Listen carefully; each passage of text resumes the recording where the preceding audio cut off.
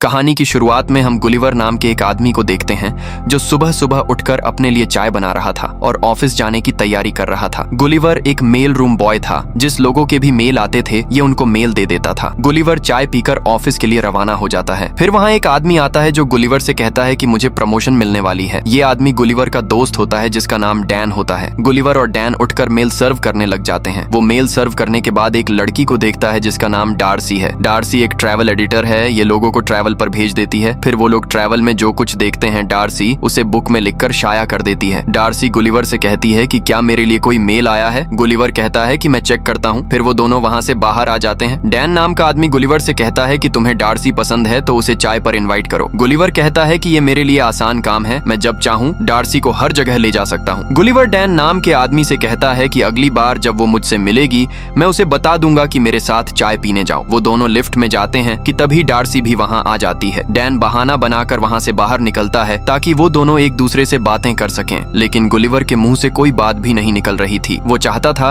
कि मैं डार्सी को चाय पीने के लिए कह दूं, लेकिन उसका मुंह उसका साथ नहीं दे रहा था। फिर शाम को गुलिवर म्यूजिक लगा रहा होता है और डांस करता है कि तभी डैन नाम का आदमी आ जाता है और गुलिवर से कहता है कि तुमने डार्सी से बात की या नहीं। गुलिवर कहता है कि मैंने उससे अपने दिल की बात कह दी, लेकिन डैन उसके चेहरे से पहचान गया कि वो झूठ बोल रहा है। डैन उससे कहता है कि तुम सिर्फ बातें ही कर सकते हो और कुछ नहीं कर सकते। डैन उससे कहता है कि मेरा प्रमोशन हो गया है, मुझे मेल रूम का हेड बना दिया गया है, अब से मैं तुम्हारा बॉस हूँ। डैन उससे कहता है कि देखो मैंने बहुत कम वक्त में प्रमोशन ले ली और तुम यहाँ 10 साल से काम कर रहे हो और तुमने कुछ भी नहीं किया। डैन इसलिए गुलिवर से ये सब कह रहा था ताकि वो जिंदगी में कुछ अच्छा कर पाए। गुलिवर उसके बाद ठान लेता है कि वो डार्सी से अपने दिल की बात करेगा। वो वहाँ से डार्सी के रूम में आ जाता है और डार्सी से बात करने लगता है, लेकिन वो बहुत नर्वस था इसलिए गलती से ट्रैवल अप्लाई करने का पेपर उठा लिया और डार्सी से कहा कि मैं ये उठाने आया था बस। डार्सी गुलिवर से कहती है कि तुम्हें ट्रैवल करने का शौक है। दरअसल गुलिवर ने जिंदगी में कभी भी सफर नहीं किया था, लेकिन उसके पास और कोई चारा नहीं था, इसलिए उसने कहा कि मैं बहुत जगहों का सफर कर चुका हूँ। डार्सी गुलिवर से कहती है कि तुमने जिन जगहों का सफर किया है उसका व्यू एक पेपर पर लिखो और मुझे दिखाओ। गुलिवर वहाँ से घर आ जाता है और जिन जगहों का नाम उसने डार्सी को कहा था उनके बारे में लिखने लगता है, लेकिन उसने कभी ट्रैवल किया ही नहीं था तो लिखेगा कैसे। वो अपने आप से कहता है कि इससे अच्छा तो ये था कि उसे चाय पर बुला लेता। गुलिवर डार्सी को बहुत चाहता था और उसका मान रखने के लिए वो कुछ भी कर सकता था। फिर उसके दिमाग में एक आइडिया आता है और वो एक ब्राउजर से उस जगह के बारे में इंफॉर्मेशन कॉपी करके अपने पेपर में लिखता है। सुबह गुलिवर डार्सी के रूम में आ चुका होता है और डार्सी को अपना पेपर दिखाता है। डार्सी ने जब उसकी लिखाई देखी तो हैरान हो गई। डार्सी ने गुलिवर से कहा कि मुझे यकीन नहीं आता कि तुम इतने अच्छे लिखते हो। फिर डार्सी गुलिवर से एक आइलैंड ट्रैवल करने को कहती है। डार्सी गुलिवर से कहती है कि तुम्हें बोट चलानी आती है। गुलिवर इस बार भी हाँ कर देता है। डार्सी उसे पेपर दे देती है और कहती है कि इस पेपर में उस आइलैंड की सारी इंफॉर्मेशन है और वहाँ तुम्हें 3 हफ्ते गुजारने होंगे। डार्सी उसे कहती है कि समुद्र के किनारे पर मेरा आदमी और बोट खड़ा होगा, वो तुम्हें आगे का प्लान बता देगा। दरअसल गुलिवर ये सब सिर्फ डार्सी के प्यार के लिए कर रहा था ताकि वो निराश ना हो सके। गुलिवर डार्सी के बताए हुए जगह पर पहुंच जाता है। वहाँ गुलिवर उस आदमी से मिलता है जिसका जिक्र डार्सी ने किया था। वो आदमी गुलिवर को बोट के पास ले जाता है। वहाँ और भी कई सारी बोट्स खड़ी हुई थी और हर बोट पर अलग अलग नाम लिखा हुआ था। गुलिवर उस आदमी से इसकी वजह पूछता है तो आदमी बताता है कि बोट्स के मालिक को लफ्जों से खेलने का शौक है। वो आदमी गुलिवर को डायरेक्शन दिखाने लगता है और कहता है कि इस लाइन पर सीधा जाना, वहां तुम्हें वही आइलैंड मिलेगा जिसका डार्सी ने कहा था। आइलैंड पर 3 हफ्ते गुजार कर इसी डायरेक्शन में वापस आ जाना। गुलिवर कहता है कि ये तो बहुत ईजी है। वो बोट को स्टार्ट करता है और अपने पहले ट्रैवल का आगाज करता है। वो थोड़ा आगे जाकर किताब पढ़ने लगता है और तभी उसे नींद आ जाती है और वो सो जाता है। थोड़ी देर बाद समुद्र के पानी की कतरों से उसकी आंख खुलती है और वो उठ जाता है। वो सामने देखता है तो वो समुद्र की बहुत बड़ी लहरों में फंस चुका था। अचानक एक लहर आती है और वो कुर्सी से नीचे गिर जाता है। गुलिवर सेफ्टी सूट पहन लेता है और फिर पुलिस को कॉल करने लगता है, लेकिन वो ऐसी जगह पहुंच चुका था जहां कोई सिग्नल नहीं था। गुलिवर जब पीछे देखता है तो एक बहुत गोल गोल घूमने वाली लहर थी। गुलिवर की बोट उस लहर में चली जाती है और वो समुद्र में डूब जाता है। जब उसकी आंख खुलती है तो वो एक ऐसी दुनिया में था जहाँ सारे लोग बहुत छोटे छोटे थे और वो लोग गुलिवर को रस्सियों से बांध चुके थे। इन लोगों में से एक सिपह सालार आता है जिसका नाम एडवर्ड होता है। एडवर्ड गुलिवर से कहता है कि तुम एक राक्षस हो, हम तुम्हें ले जाकर अपने बादशाह के सामने पेश करेंगे। गुलिवर उठने लगता है तो सारी रस्सियां कट जाती हैं और लोग इधर उधर गिरने लगते हैं। गुलिवर को यकीन नहीं आ रहा था कि मैं ऐसी दुनिया में हूँ जहाँ सब लोग बहुत छोटे हैं। गुलिवर कहता है कि ये एक ख्वाब है, मैं अपनी आंखें बंद करके खोलूंगा तो अपने बिस्तर पर होऊंगा। वो अपनी आंखें बंद करके खोलता है लेकिन वो फिर भी उसी दुनिया में था। एडवर्ड उन लोगों को हुक्म देता है कि गुलिवर की चड्डी बेटी को रस्सी से बांधकर उसे नीचे गिरा दो। ये लोग गुलिवर की शलवार को रस्सी से खींचते हैं, जिससे गुलिवर जमीन पर गिरकर बेहोश हो जाता है। जब गुलिवर की आंख खुलती है तो ये छोटे लोग गुलिवर को पकड़कर बादशाह के सामने ले जा रहे होते हैं। सब लोग बाहर आए हुए थे गुलिवर को देखने के लिए और उसको देखकर सब हैरान थे। ये लोग गुलिवर को बादशाह के सामने पेश करते हैं। बादशाह की बेटी यानी राजकुमारी कहती है कि आपने इसको जंजीरों में क्यों बांधा है। इस राजकुमारी का नाम मैरिको होता है। मैरिको एडवर्ड की मंगेतर थी। बादशाह उनसे पूछता है कि तुम कौन हो और यहाँ क्या करने आए हो। एडवर्ड कहता है कि ये एक राक्षस है जो हमें खत्म करने आया है। गुलिवर कहता है कि मैं कोई राक्षस नहीं हूँ, मुझे तो पता ही नहीं है कि मैं कहाँ हूँ। वहाँ खड़ा एक शख्स कहता है कि तुम एक ऐसी दुनिया में हो जिसका नाम लिलीपुट है। फिर ये लोग गुलिवर को एक घार में बंद कर देते हैं, जिसे ये लोग कैदखाना कहते हैं। गुलिवर अंदर बहुत नाराज बैठा हुआ था। ऊपर से वो लोग घास फेंकते हैं और गुलिवर से कहते हैं कि तुम घास खाओगे क्योंकि तुम एक राक्षस हो। ये घास बहुत छोटी थी, जिससे गुलिवर का दांत भी नहीं भर सकता था। गुलिवर उन लोगों से बातें कर रहा था कि तभी किसी शख्स की आवाज आती है। गुलिवर इधर उधर देखता है कि ये आवाज कहाँ से आ रही है। ये आवाज एक छोटी सी जेल से आ रही थी, जिसके अंदर एक आदमी कैद था जिसका नाम वारेश था। वारेश नाम का ये आदमी गुलिवर से कहता है कि ये लोग तुम्हें राक्षस कहते हैं, लेकिन मैं ऐसा नहीं सोचता, मुझे तुम बहुत अच्छे नजर आ रहे हो। गुलिवर इस वारेश नाम के आदमी से पूछता है कि तुम यहाँ किस जुर्म में आए हो। वारेश कहता है कि मैं राजकुमारी मैरिको को पसंद करता था, जो एडवर्ड की मंगेतर है, इसलिए एडवर्ड ने मुझे जेल में बंद कर दिया। गुलिवर उससे कहता है कि एडवर्ड बहुत ही कंजूस और घमंडी इंसान है, और तभी एडवर्ड आ जाता है और गुलिवर की बातें सुन लेता है। एडवर्ड गुलिवर से कहता है कि तुम अब हमारे सारे काम करोगे। वो लोग गुलिवर पर काम करना शुरू कर देते हैं। वो लोग काम करने में मशगूल थे और दूसरी तरफ लिलीपुट के दुश्मनों ने हमला कर दिया। ये लोग सिर्फ शहजादी को अगवा करने आए थे। लिलीपुट के दुश्मनों का सरबराह सिपाहियों से कहता है कि तुम लोग आग लगा दो, जिससे उन लोगों का ध्यान आग बुझाने पर हो जाएगा और हम वहाँ शहजादी को अगवा कर लेंगे। गुलिवर और एडवर्ड काम कर रहे होते हैं और तभी 3 घंटियां बजती हैं। दरअसल जब 2 घंटियां बजती हैं तो इसका मतलब होता है कि दुश्मनों ने हमला किया हुआ है, और जब 3 घंटियां बजती हैं तो मतलब आग भी लग चुकी है। एडवर्ड गुलिवर से कहता है कि महल की तरफ जाओ। वो लोग आग लगाते हैं और फिर शहजादी को अगवा करने के लिए दीवार पर चढ़ते हैं। गुलिवर भी महल पहुंच चुका था। एडवर्ड कहता है कि तुम यहाँ रुको और मेरी मदद करने की कोशिश मत करना, लेकिन वारिश गुलिवर से कहता है कि एडवर्ड की बात मत मानो, शहजादी की जान खतरे में है, उसे बचाओ। गुलिवर उन दुश्मनों को उंगलियों में पकड़कर पानी में फेंक देता है और तभी एक और घंटी बजती है, जिसका मतलब होता है कि आग बेकाबू हो चुकी है। आग में बादशाह और एक दूसरा आदमी फंसा हुआ था। आग के आसपास पानी भी नहीं था, इसलिए गुलिवर के पास कोई चारा नहीं था। वो आग के ऊपर पेशाब कर देता है, जिससे आग बुझ जाती है। बादशाह बाहर निकल आता है और गुलिवर का शुक्रिया अदा करता है और उसकी कैद खत्म करवा देता है। फिर गुलिवर महल के बाहर खड़ा था और उसी वक्त बादशाह का आदमी आता है और गुलिवर से कहता है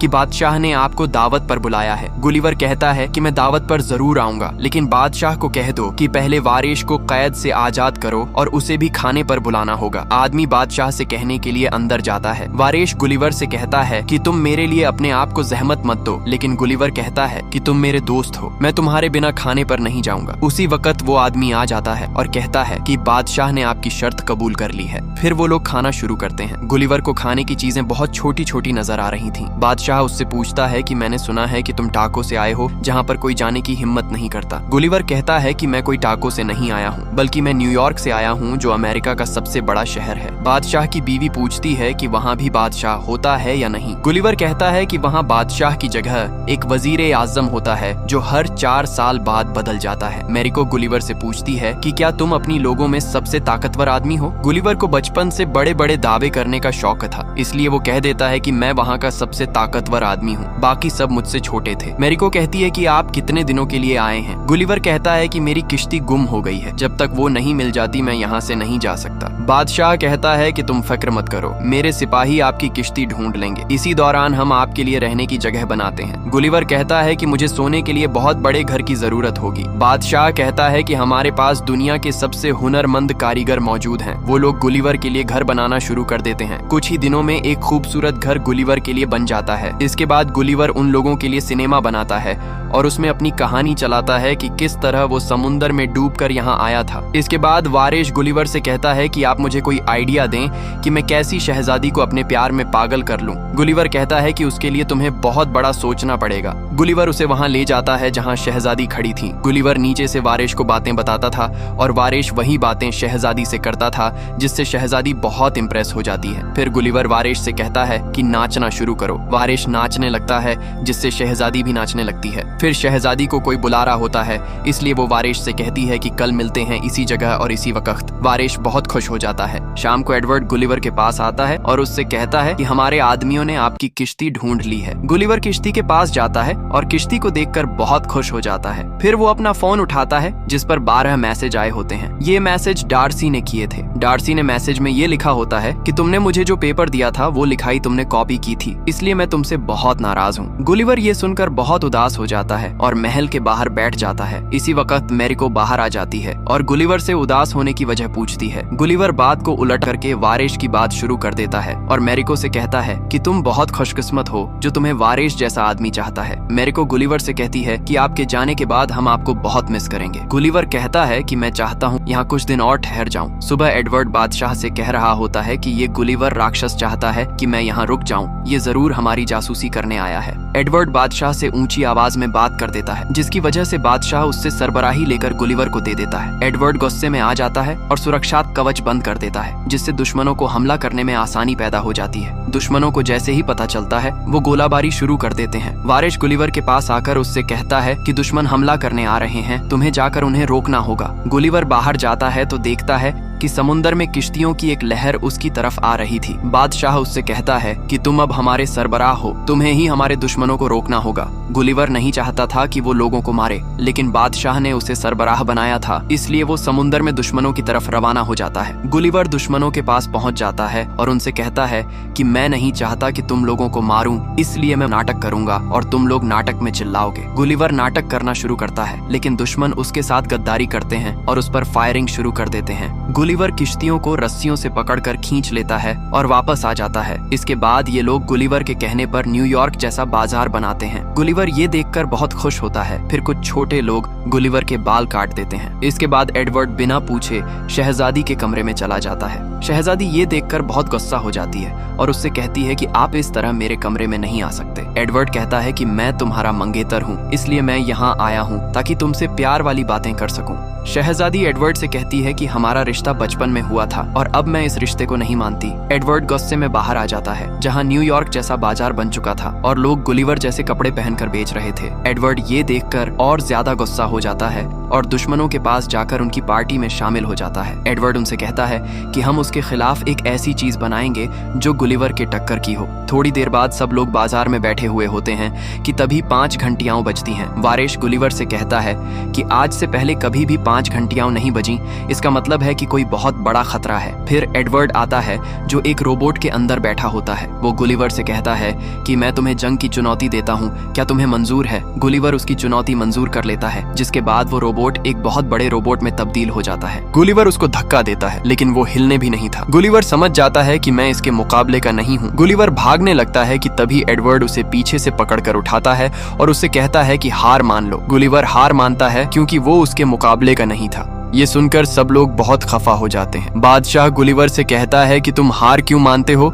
तुमने तो कहा था कि मैं अपने लोगों में सबसे ताकतवर आदमी था। गुलिवर कहता है कि वो मैंने झूठ बोला था, मैं कोई ताकतवर आदमी नहीं हूँ। एडवर्ड कहता है कि मैंने आप लोगों से कहा था कि ये राक्षस है, इसलिए मैं इसको ऐसी जगह भेजता हूँ जहाँ कोई जाने की हिम्मत नहीं करता। एडवर्ड उसे बांधकर समंदर में छोड़ देता है और वो एक धुंध से जगह में अंदर हो जाता है और जब वो होश में आता है तो देखता है कि चट्टाने और समंदर नॉर्मल दिख रहा था। उसने शुक्र किया कि यहाँ सब कुछ नॉर्मल है, लेकिन जब वो ऊपर जाता है तो ऊपर गुड़िया का सर पड़ा हुआ था जो बहुत बड़ा नजर आ रहा था। अचानक ऊपर से कोई डब्बा नीचे करता है और गुलिवर को डब्बे में बंद कर देता है। दूसरी तरफ दुश्मन लोग लिलीपुट पर कब्जा कर चुके थे और शहजादी के साथ भी गार्ड लगाए थे ताकि वो भाग न जाए। शहजादी गार्ड्स को कहती है कि मुझे थोड़ी देर अकेले रहना है। गार्ड्स वहाँ से वापस हो जाते हैं और दूसरी तरफ से वरेश आ जाता है। वरेश शहजादी से कहता है कि मैंने किश्ती का इंतजार कर लिया है, आज रात को हम निकल जाएंगे। शहजादी कहती है कि मुझे नहीं जाना, आप और गुलिवर एक नंबर के झूठे हैं और वहाँ से चली जाती है। थोड़ी देर बाद दारसी भी इसी दुनिया में पहुंचती है। ये लोग दारसी को गुलिवर की तरह रस्सियों से पकड़े हुए थे। एडवर्ड दारसी से कहता है कि मुझे लगता है कि तुम भी न्यूयॉर्क से आई हो और शायद तुम्हारा नाम दारसी होगा। दरअसल एडवर्ड को उसका नाम इसलिए पता था क्योंकि गुलिवर ने लिलीपुट के लोगों को कहा था कि मेरी दुनिया में मेरी भी एक शहजादी है जिसका नाम दारसी है। वरेश ऊपर से ये देख रहा था और कहा कि मुझे गुलिवर को ये खबर जरूर पहुंचानी है कि तुम्हारी दारसी आई है तुमसे मिलने के लिए। दूसरी तरफ गुलिवर बेड पर सोने के बाद उठता है और खुद को शीशे में देखता है तो उसने लेडीज के कपड़े पहने हुए थे।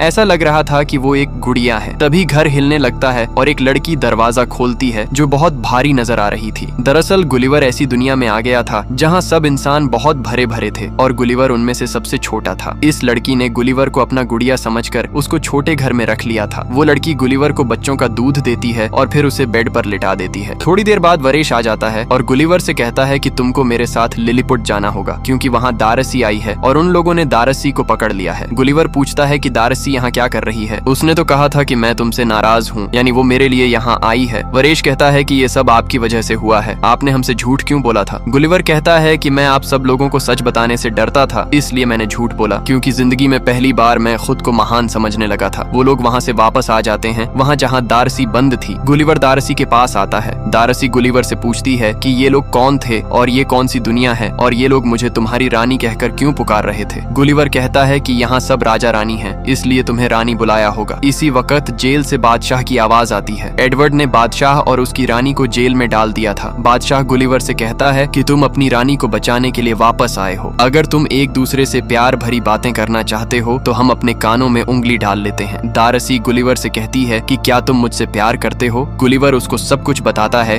कि मैं पिछले 5 साल से तुम्हें चाहता हूँ और आपके लिए मैं ये ट्रैवल करने आया था जबकि मैंने कभी ट्रैवल नहीं की। गुलिवर बादशाह को जेल से बाहर निकालता है और कहता है कि हम तुमको वापस कुर्सी पर बैठाने का वादा करते हैं। फिर सुबह गुलिवर और एडवर्ड की फाइट का मैदान तैयार हुआ था। गुलिवर एडवर्ड से कहता है कि अगर मैं जीत गया तो लिलीपुट फिर से आजाद हो जाएगा। एडवर्ड कहता है कि अगर हार गए तो लिलीपुट को हम तबाह कर देंगे। फिर लड़ाई शुरू हो जाती है। गुलिवर उस पर वार करता है लेकिन एडवर्ड उसे पकड़कर कहता है कि मैंने इस रोबोट में कुछ तब्दीलियां की हैं। वो एक बटन दबाता है जिससे गुलिवर को बहुत जोर की करंट लगने लगती है। वरेश कहता है कि ये तो चीटिंग है, अब मुझे ही अपने दोस्त को बचाना होगा। वरेश घोड़े पर बैठ जाता है और रोबोट की तरफ रस्सी फेंक कर ऊपर जाता है। वरेश अंदर जाता है और करंट की वायर को डिस्कनेक्ट कर देता है जिससे करंट लगना खत्म हो जाती है और यहीं से असली लड़ाई शुरू हो जाती है। गुलिवर जमीन से एक चीज उठाता है और एडवर्ड को मारने लगता है। वो एडवर्ड को जमीन पर गिरा देता है और रोबोट से एक चिप निकाल देता है जिससे वो रोबोट फिर से छोटा हो जाता है और आखिरकार गुलिवर लड़ाई जीत जाता है। दारसी आकर गुलिवर के गले लग जाती है और नीचे शहजादी वरेश के गले लग जाती है, लेकिन नीचे बादशाह और दुश्मनों का सरबराह फिर से जंग की चुनौती दे देता है।